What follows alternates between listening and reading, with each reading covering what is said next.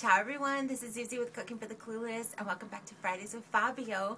Fabio, today's question for you is all about your grandma. I have a feeling your nonna was a huge influence in your life, and my grandmas were definitely a big influence in my life. Here's my abuela Susel, and here's my abuela Martin. So they raised me and they were awesome, so I want to know, what influence was your nonna in your life? Thanks. So now, okay, this is a very emotional question for me. We're talking about grandma. So, think about this one. My grandmother is the person that I loved the most in my life. Although it's the only person that I did ever set on fire. When I was 5 years old, I'll make a long story short, I was a terrible kid, evil. I mean, in Tasmanian devil.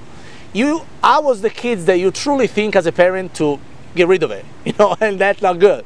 So my grandfather used to hunt, make his own bullets, big lead balls with black powder, with the Scorpio, the Italian shotgun, where the ignition is a little nozzle, the gunpowder starts and the bullet gets out, and you hear like bird and goose, and you eat them once they're dead.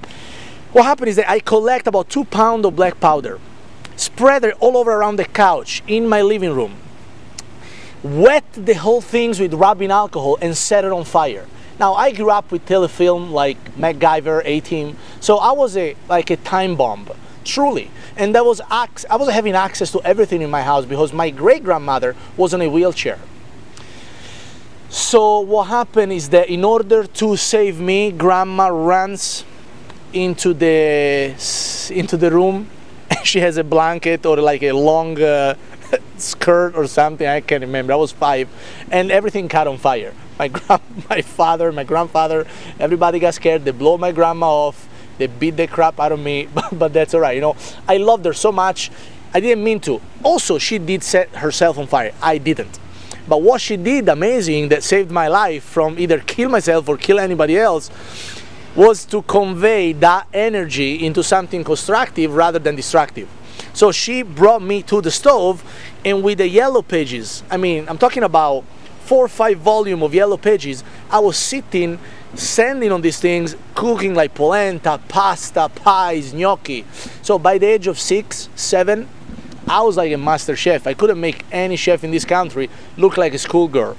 Now, what happened also is that she died about 6 years ago. And one thing I would love to tell her is, why not only you die on me, but you also forgot to write it down, the recipe for the braised rabbit risotto. You know that since you died, I never had that dish before. I hate you for that, but I love you so much that I miss you to pieces. Now, I do carry the honor because she used to cook with this book, and I lost the book in one of my moving. I changed country, and I lost the book like from centuries old, from her great-grandmother.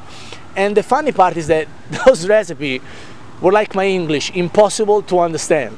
A pinch of this, a bit of that, a slice of this, a half piece of that.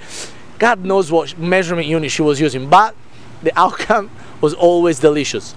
So, if you're asking me, my grandmother was my inspiration for everything I do. And it's like, when I was in the finale of Top Chef, they asked me to do a fancy meal for all this big, Colicchio, Emerald, let's do a New Orleans food cuisine. I say, I'm doing Italian food all the way. I cannot make my grandma do backflip in the grave. I just can't do that.